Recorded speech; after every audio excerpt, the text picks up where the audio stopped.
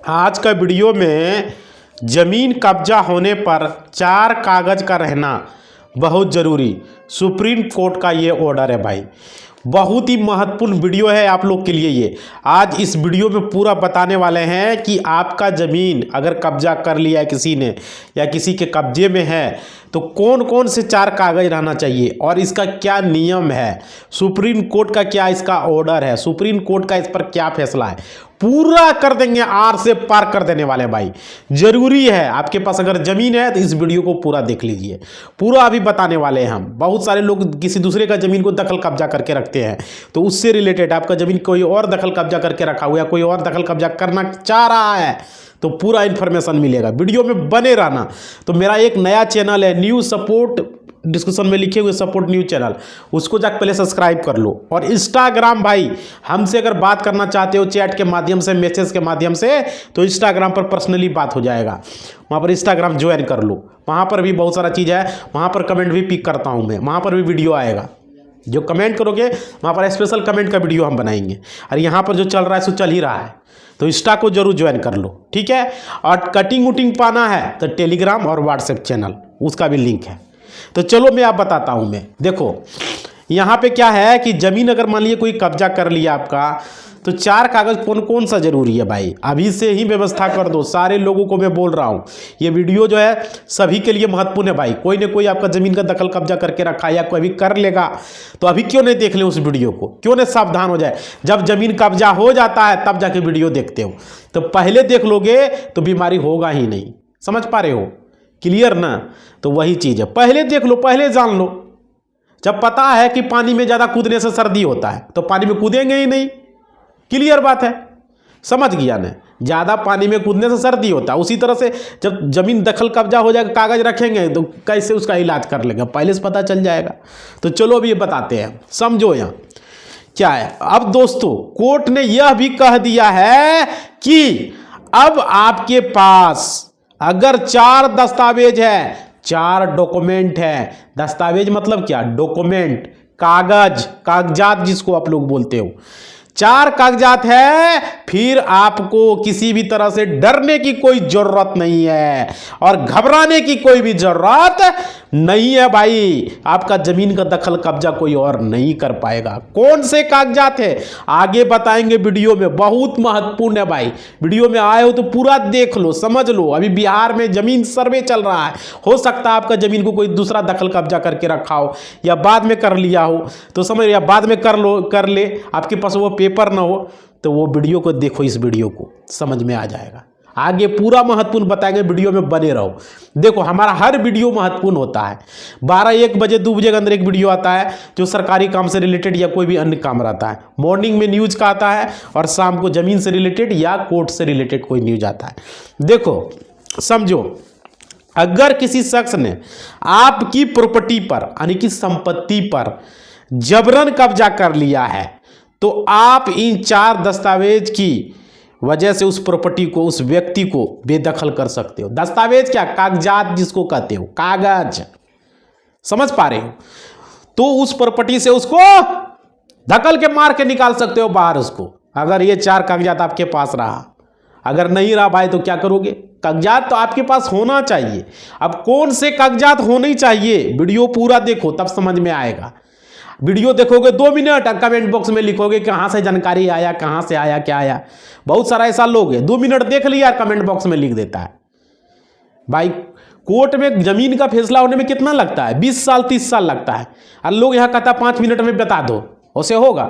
20 साल लगता है तो कम से कम 20-100 मिनट का वीडियो होना चाहिए। हम तो 20-30 मिनट में ही निपटा देते हैं, समझ पा रहे हो। 20 साल 30 साल लगता है फैसला होने में, और हम उसका यहाँ पर जो बताते हैं कि क्या है रूल, तो रूल भी समझने में यहाँ आपको लग जाएगा। कोर्ट में जब लड़ोगे ना तो 20 साल रूल समझने में लगेगा। तो हम लोग यहाँ शॉर्टकट में बताते हैं, बहुत शॉर्ट करके बताते हैं। इतना शॉर्ट धरती पर नहीं होता है, नहीं तो जाओ वकील साहब के पास, समझ में आ जाएगा। समझ रहे हो, इसलिए हम लोग जानकारी देते हैं कि जानकारी होना चाहिए, समझ रहे हो। देखो यहाँ उसके बाद देखो क्या कहता है, उसको खाली करवा सकते हो। इसके लिए आपको किसी भी तरह से डरने की कोई जरूरत नहीं है भाई। कोई भी जमीन का आपका प्रॉपर्टी को कोई भी कब्जा कर लिया है और आपके पास कागजात है, ये 4 कागजात, तो आपको डरना नहीं है। ठीक है, आपकी प्रॉपर्टी आपकी ही रहेगी। समझ पा रहे हो, आपकी प्रॉपर्टी आपकी रहेगी। ज़्यादातर लोगों को कोई भी जमीन उसके जो है पूर्वज से, पुश्तैनी जमीन पूर्वज से, दादा परदादा से प्राप्त हुआ हो, पैतृक रूप से प्राप्त हुआ हो, मतलब कि पृथक संपत्ति हो, समझे पा रहे हो, मतलब पुश्तैनी जिसको बोलते हो, दादा परदादा की संपत्ति हो, किसी भी पुश्तैनी बंटवारे से मिलती हो वो जमीन आपको मिला हो। ठीक है, किसी भी व्यक्ति को दादा, नाना, दादी, नानी, फूफा, फूफी, दादा, छेर नाना, कोई भी हो भाई, कहीं से भी आपको संपत्ति मिला हो, गिफ्ट डिफ्ट में मिला हो, वसीयत में मिला हो, दान पत्र में मिला हो, कवल्ला में मिला हो, क्या उसको बोलते हो, कोई भी तरीका से वो जमीन आपको मिला हो, ठीक है, मिलता है। और ज़्यादातर लोग उन्हें अपने खुद भी खरीदते, बहुत सारे लोग ज़मीन को खुद खरीदते, तो वो क्या होता है, वो होता है सेल डीड, केवल्ला करवाता है। ज़मीन जब खरीदता है तो वो केवल्ला होता है, समझ पा रहे हो, तो वो खरीदा हुआ होता है। अगर कोई चीज़ का विल करता है, विल मतलब क्या, वसीयत, वसीयत को विल कहते हैं। वसीयत कर देता है, अगर मानिए आपका नाना ने आपके नाम से वसीयत कर दिया, उसका कोई बेटा उठा नहीं था, आपको कर दिया नाना ने, तो वो होता है विल, उसको विल कहते हैं इंग्लिश में, और हिंदी में उसको वसीयत कहते हैं। ठीक है, समझ लेना पूरा, बहुत कुछ सीखने के लिए मिलेगा यहाँ भाई, समझ पा रहे हो। देखते हो यूट्यूब ने भी चैनल को वेरीफाई कर दिया है। गोल्ड बटन जो है, silver button, sorry silver button जो है आपके सामने लेकर आने वाले हैं, पहुंच चुका है सिल्वर बटन उस लोकेशन पर, बहुत जल्द हम लेकर आने वाले हैं आप लोग के सामने। बहुत बेसब्री से हमें भी इंतजार है उस बटन का। ठीक है, देखो समझो, यहाँ ये आपका जो है, आपका किसी भी तरीके से अगर जमीन मिला है आपको, तो उसको अगर आप खुद खरीदे हैं, यानी कि उनकी सेल्फ एक्वायर्ड प्रॉपर्टी होती है। सेल्फ एक्वायर्ड मतलब खुद खरीदे, ठीक है। तो इस प्रकार से वो इस प्रॉपर्टी को आप प्राप्त करके यह सोच करके कि उनको कुछ आजीविका प्राप्त होगी, ठीक है, कुछ पैसा या धन प्राप्त होगा। आप यही मकसद से ना ज़मीन खरीदते हो भाई, कि ये ज़मीन खरीदेंगे, इससे कुछ पैसा आ जाएगा, इसको रेंट पर लगा देंगे, इसको जो है हम ज़मीन को बाद में होने होगा, कुछ खेती गृहस्थी कर लेंगे, या कोई किसी को काम पर लगा के दे देंगे, कुछ मिलेगा, उपजाऊ होगा। आदमी यही समझ के खरीदता है भाई, ज़मीन खरीदने का यही मकसद होता है लोगों का, आपका भी, लोगों का, और हम लोग का भी, सारे लोगों का यही होता है। और देखिए कि कुछ प्राप्त हो जाए, उस संपत्ति को, समझ पा रहे हो, अच्छा समझकर किराए पर भी लोग दे देते हैं।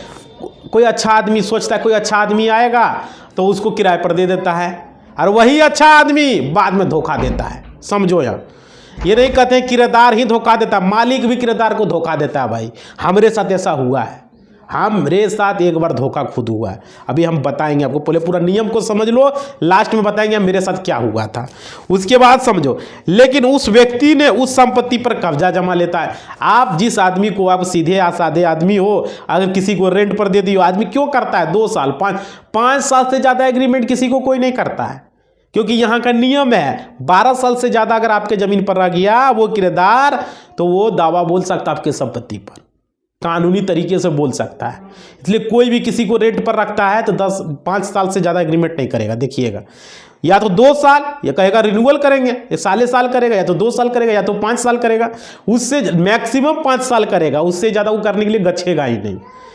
कोई भी कुछ हो 5 साल करेगा, 10 साल तक कर सकता है, उससे ज़्यादा वो एग्रीमेंट नहीं कर सकता है, क्योंकि 12 साल में यह नियम आ जा रहा है। समझ पा रहे हो, तो ये हो रहा है।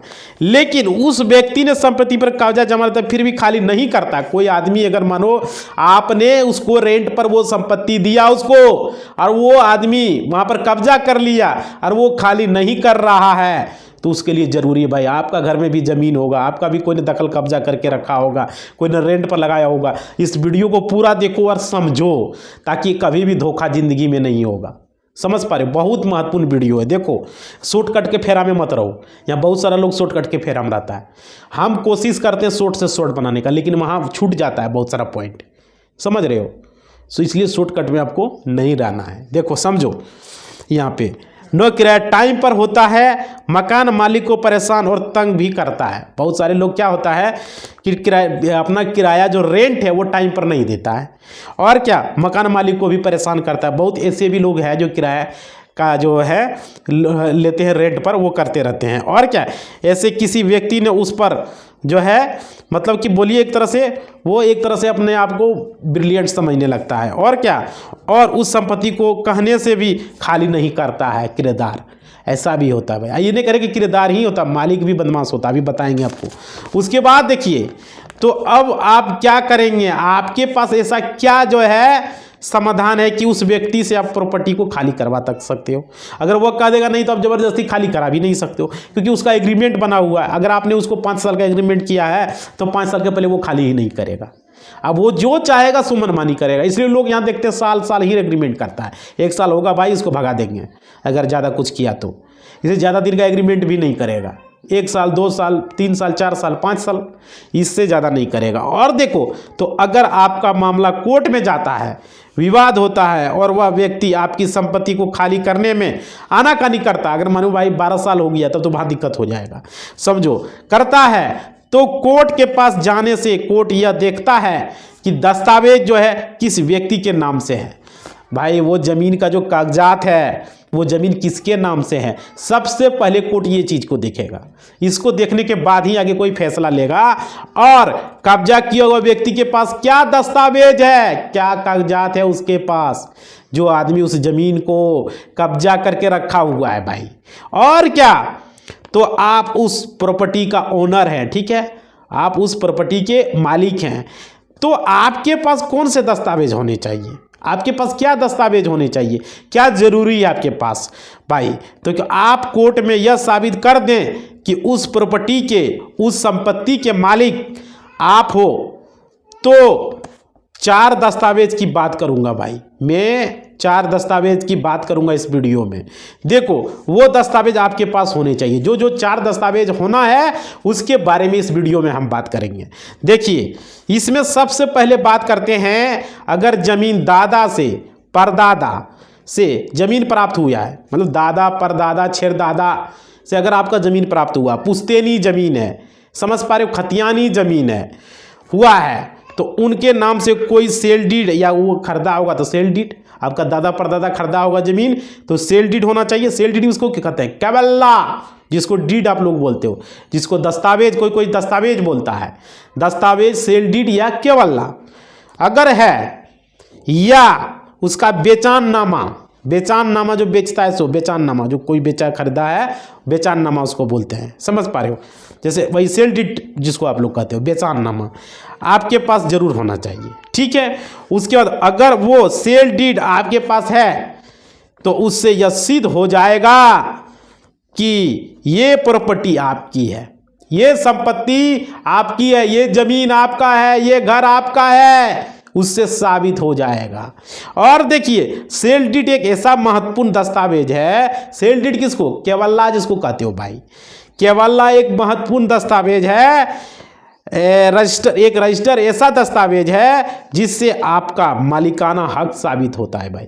एक मालिकाना हक साबित होता है, ये नहीं कि हो गया हक टाइप का, एक साबित हो गया कि ये संपत्ति में आपका हक है, ठीक है, इसमें आपका हक है, आप इसके मालिक हैं, हक साबित होता है उससे, सेल डीड से, समझ पा रहे हो, केवल्ला से क्या होता है, हक साबित होता है। और समझो, दूसरा दस्तावेज जो है, अगर आप उस जमीन पर जो है कुछ करते हैं तो आपके दादा परदादा के नाम से खतियान में जरूर शामिल किया गया होगा। अगर खतियानी जमीन है तो खतियान में दादा परदादा का नाम जरूर होगा, और तो वह खतियान की कॉपी आपके पास जरूर होनी चाहिए, जिससे यह साबित हो जाएगा कि आप ही उस जमीन के पूर्वज हो भाई, आपके पूर्वज के नाम से वो जमीन है, समझ रहे हो भाई। ये पॉइंट हो गया, ये पॉइंट। अगर वो आदमी उस जमीन आपके रेंट पर रह रहा है या खेती गृहस्थी कर रहा है और खाली नहीं कर रहा, तब बता रहा हूँ। और समझो आगे पॉइंट, वीडियो थोड़ा सा लॉन्ग होगा भाई, जानकारी यूजफुल मिलेगा, बने रहना। ये चैनल जैसा कोई चैनल नहीं है आप यहाँ यूट्यूब पर, समझो यहाँ आगे। फिर कर आपको एक बात और क्लियर कर दूं कि संपत्ति आपके दादा परदादा या आपके पिता के पास आई है तो उस संपत्ति में उस व्यक्ति के बाद के जितने भी उत्तराधिकारी हैं होते हैं उस संपत्ति में बराबर बराबर के भागीदार होते हैं। अगर वो संपत्ति आपका दादा परदादा तो उसके जितने बेटे हुए, आपके पिताजी आपके दादाजी जितने भाई हुए, फिर आपके दादाजी के जितने बेटे, सबको बराबर बराबर हक मिलेगा। वंशावली बना के लेना है। समझ पा रहे हो? ये नहीं कि आप परदादा के नाम से है तो दादा को दूध, परदादा का 3 बेटा है, फिर आपके पिताजी को, फिर आपके दादा को 3 बेटा है तो अलग अलग नहीं, सबको बराबर कुर्सीनामा बनेगा, जिसको आप लोग वंशावली कहते हो। समझ पा रहे हो? तो ये सबको हिस्सा बराबर होगा। उस परिवार में मान लीजिए एक छोटे बच्चे ने भी जन्म लिया है तो बराबर हिस्से का भागीदार होगा भाई। और देखो, खतियान में पूर्वजों का नाम दर्ज जिस व्यक्ति का होता है या किसी पूर्वज की पृथक संपत्ति होती है, उसमें उस संपत्ति में कौन मालिक नहीं होता है। अगर कोई पृथक संपत्ति है, खतियानी जमीन है, तो उसमें मालिक कौन नहीं होता है? उसमें से उस परिवार का बहू का मालिक नहीं होता है। मानिए आपके दादा के नाम से वो ज़मीन है या आपके परदादा के नाम से है, तो आपकी माँ बहू है तो उसका हिस्सा नहीं होगा। अगर दादा के नाम से है तो वो मालिक उसका नहीं हो सकता है। समझ पा रहे हो? किस में? खतियान में, पृथक संपत्ति में। समझ पा रहे हो? जो कि पूर्वजों की संपत्ति का हकदार नहीं होती भाई, वो बहू नहीं होती है। उसके बाद समझो, तीसरा दस्तावेज आपके पास होना चाहिए, वो होगा कंडीशन के आधार पर।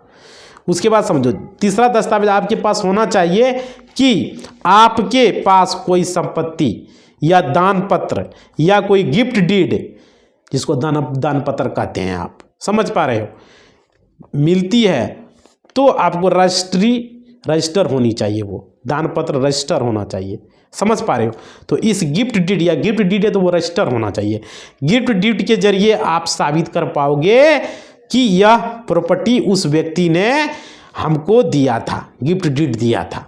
समझ पा रहे हो? और उसको रजिस्टर गिफ्ट डीड के जरिए, गिफ्ट डीड जो होता है रजिस्टर गिफ्ट डीड के जरिए आप जो है उसको संपत्ति के मालिक बन सकते हैं, संपत्ति मालिक साबित कर सकते हैं कि हाँ मैं इसका मालिक। समझ रहे हो? आगे देखो, कोर्ट में जब आप इस बात को दावा करेंगे कि आपने वकील के अनुसार, आप कोर्ट में इस तरह से दलील पेश करेंगे कि यह संपत्ति इस डॉक्यूमेंट के बराबर मेरी है, इस डॉक्यूमेंट के बराबर हिसाब से मेरा है, तो इस पर हमारा ही हक और हमारा अधिकार बनता है, किसी और का अधिकार नहीं है भाई। समझ रहे हो? और सामने वाला व्यक्ति जिसने कब्जा करके रखा है उसका भी जो है वकील अपना कोई ना कोई दावा पेश करेगा, ठीक है, कोई ना कोई ऐसा दस्तावेज पेश करेगा। और तो ऐसे में आपके पास जिस तरह के दस्तावेज हैं, मान लीजिए आपने मान लेते हैं आपने पुश्तैनी संपत्ति प्राप्त की है, ठीक है, तो खतियान पे आपके पूर्वज का नाम या आपका वंशावली में आप उसको साबित कर सकेंगे, ठीक है। और संपत्ति आपको जो है जरिए गिफ्ट डीड के जरिए, अगर गिफ्ट डीड के जरिए साबित करेंगे या आपके वहाँ पर अपना दावा मजबूती से पेश करेंगे भाई। और क्या, कोर्ट उस व्यक्ति से ज़रूर पूछेगा कि उस वकील से पूछेगा कि उसका दावा किस प्रकार से है, उससे भी पूछेगा कोर्ट। उसके बाद देखिए उसने इस संपत्ति पर किस तरह से क्यों दावा करके रखा है भाई, क्या बात है, तो ऐसे में उसे भी साबित करना होगा कि इस तरह की संपत्ति पर इस प्रकार से, इसलिए इतने वर्ष में जो है कैसे आपने इस पर जो है बोल रहे कि ये संपत्ति आपका है। थोड़ा सा पानी पी ले रहे हैं, समझ रहे हो? तो ये उससे पूछेगा, उसको जवाब देना पड़ेगा। जो आपका एक्स पार्टी है, जो आपका रेस्पोंडेंट पार्टी है, उसे जवाब देना पड़ेगा इस पर कि कैसे, उसको डॉक्यूमेंट पेश करना पड़ेगा, तब जाके ये साबित होगा भाई। आगे समझो, यहाँ इसके अलावा हम चौथा डॉक्यूमेंट का दावा कर रहे हैं। चौथा डॉक्यूमेंट क्या होना चाहिए, तो वह है, मान लीजिए किसी भी व्यक्ति के पास पारिवारिक सदस्य ने अन्य किसी भी व्यक्ति से आपको कोई संपत्ति वसीयत के रूप में जो है आपके नाम से की है और आप मनोपरांत मतलब आपकी मृत्यु हो जाती है, ठीक है, आपके मरने के बाद वह संपत्ति अपने प्रोवेट जो होता है आपने प्रोवेट करवा कर अपने नाम से करवा ली है, ठीक है, तो आपने अपने नाम में उसका ट्रांसफ़र करवा लिया है भाई, अपने नाम में जैसे होता है ना प्रोवेट कराकर ट्रांसफ़र करवा लिया है। तो वसीयत के बारे में आपको बता दूं कि कोई भी व्यक्ति किसी भी व्यक्ति को जो उसको चाहता है या जिसका उसको लगता है कि वह संपत्ति उसको मिलनी चाहिए, तो उस व्यक्ति के नाम से एक जो है विल जो है या वसीयत करवा के रख लेता है भाई।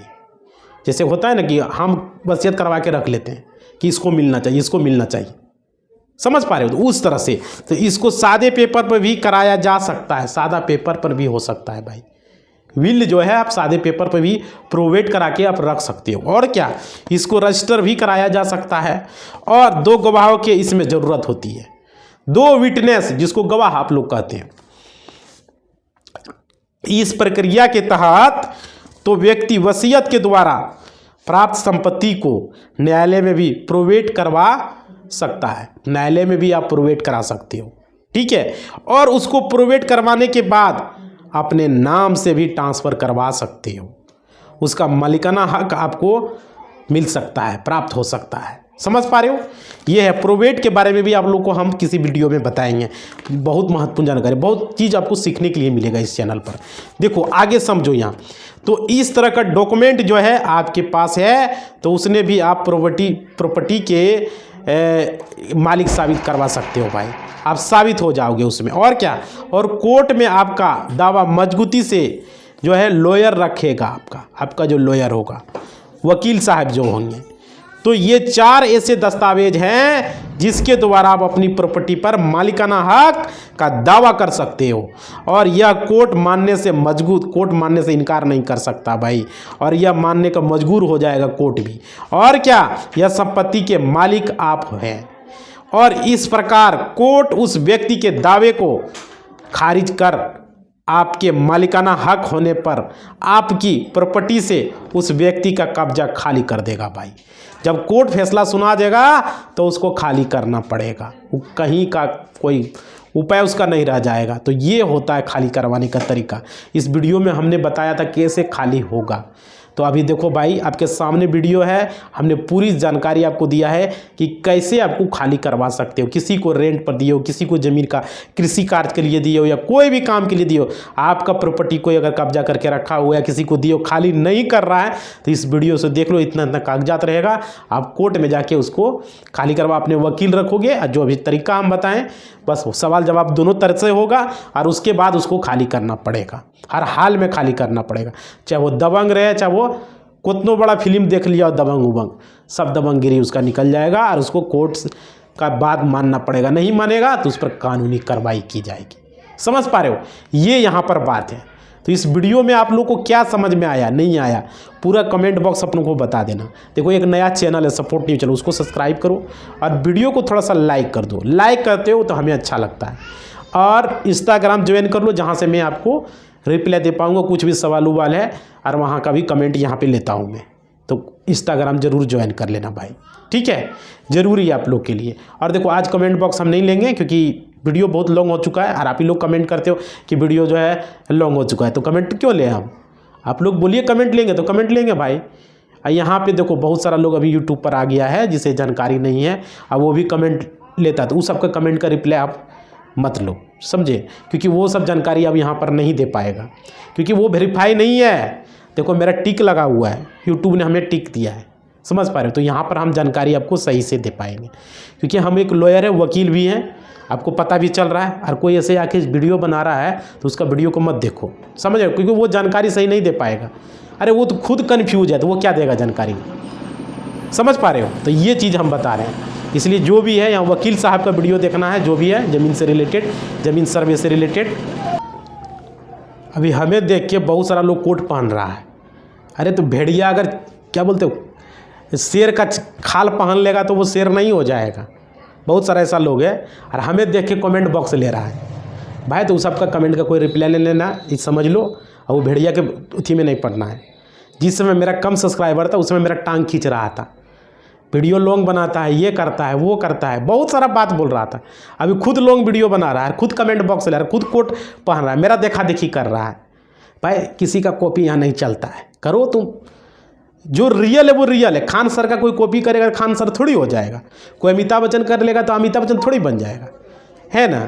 तो ये बात है, इसलिए आप लोग को ध्यान देना, वो सब चैनल को नहीं देखना है, नहीं लाइक करना है, लाइक यहाँ पर करना है, ठीक है। और कमेंट करना, कोई भी सवाल पूछना है तो यहाँ पर पूछो, कोई भी दिक्कत है भाई, लॉयर है ना, आपको मदद हम करेंगे, जानकारी हम देंगे आपको यहाँ पर, समझ पा रहे हो, क्लियर यहाँ मिलेगा A to Z जानकारी, यहाँ जैसा जानकारी कोई चैनल पर नहीं मिल पाएगा। ये चीज़ आप लिख के रख लो। अमीन प्लस एडवोकेट प्लस मीडिया तीनों हूँ मैं। किसी दिन नहीं होगा अपना डायरी में दिखा दूंगा आपको, मेरा डायरी जो हम लोग को मिलता है, हर साल हम लोग को डायरी मिलता है, ठीक है।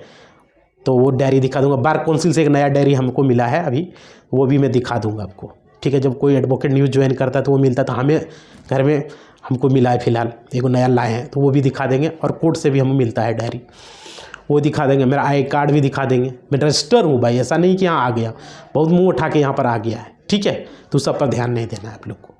तो इसी बात के साथ अपना वाणी को हम विराम देते हैं। अगला वीडियो बहुत जल्द ही आपको आएगा, बताइएगा कैसा लगा नहीं लगा, और कमेंट बॉक्स में ज़रूर अपना सवाल पूछिएगा, आपका कमेंट का मैं रिप्लाई करूँगा। धन्यवाद।